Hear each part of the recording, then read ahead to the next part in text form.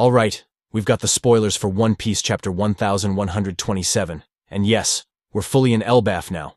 Straw Hats are starting to reunite, and by core originals, Luffy, Zoro, Nami, Usopp, and Sanji. They're all wearing Viking outfits and even get involved in a battle in this chapter. Let's dive into the details. Nami finds herself inside a massive castle made entirely out of Lego pieces, even the plants. This castle is located in Elbaf, which we saw teased at the end of the last chapter. As Nami is running from enormous insects, she spots Usopp being attacked by a giant cat.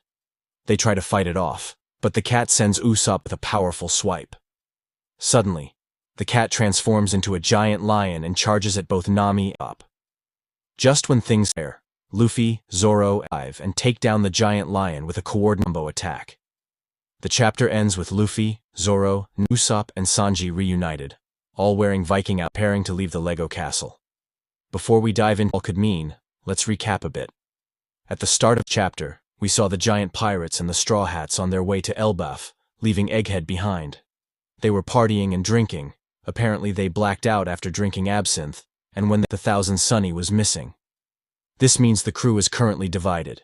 Robin, Frankie, Brook, Jinbei, Bonnie, Lilith, and Kuma are with the giant pirates, while the rest of the crew is scattered. Then, we see Nami wake up in a room, dressed like a Viking, almost as a Twitch streamer trying to sell something. As for the Lego room, I'm guessing it could be one of two things. Either it's the result of a devil fruit, like a Lego no Mi, or it's just part of Elbaf's quirky architecture. For context, the creator of Lego, Ole Kirk Christiansen, was from Denmark, which is part of Scandinavia, home to the Vikings. So, it wouldn't be a surprise if Oda is playing off that connection here. Now, as for that giant cat that transforms into a lion, what's going on there? It could be a regular animal that ate a zone-type devil fruit, or maybe it's just a unique creature native to Elbaf. Whenever the crew visits a new place, we always encounter some strange new fauna or mystical beings, so it's not out of place. Did Luffy, Zoro, and Sanji really need to team up to take down this thing? Probably not. I think it's more of a cool moment Oda wanted to showcase. A big, flashy scene for the start of the arc, possibly to highlight their strength as they team up for an epic battle. It'll definitely be a highlight in the anime once it airs. There's also a possibility that all of this could be a hallucination.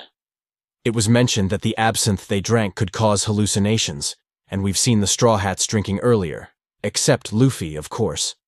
But still, there's a chance that these events are partially imagined.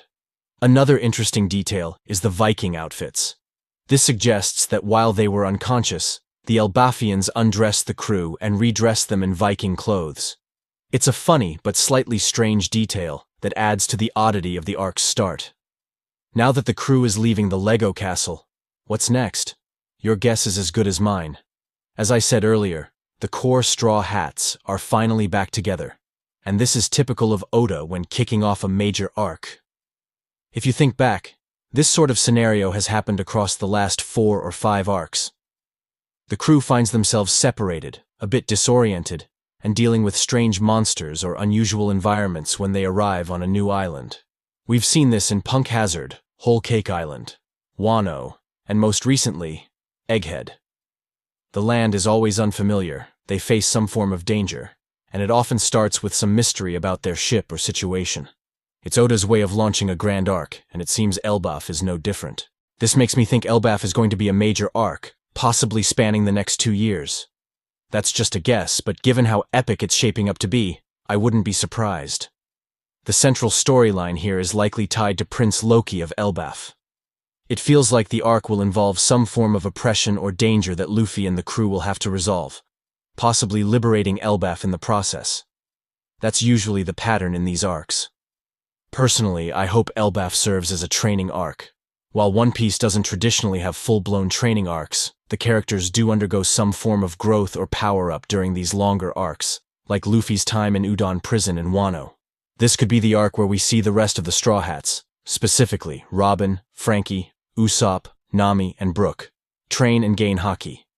Usopp in particular has ties to the Giants and Elbaf, and he needs a power boost. Even though he unlocked observation haki in Dressrosa, we haven't seen him use it since. Robin, Frankie, and Brook could also benefit from Haki training. While Nami's role is a bit different due to Zeus, the others could really use Haki to keep up with the increasingly powerful foes they'll be facing as the story moves toward its endgame. Beyond that, this arc promises to dive deep into the lore, possibly touching on Joy Boy, the Void Century, and the Last Road Poneglyph. After Elbaf, we could be heading straight toward the final arc, with the Straw Hats having a clear path to the One Piece. That's it for now, everyone. Let me know your thoughts in the comments, and if you enjoyed the video, please give it a like. Don't forget to subscribe if you haven't already, and I'll see you in the next one.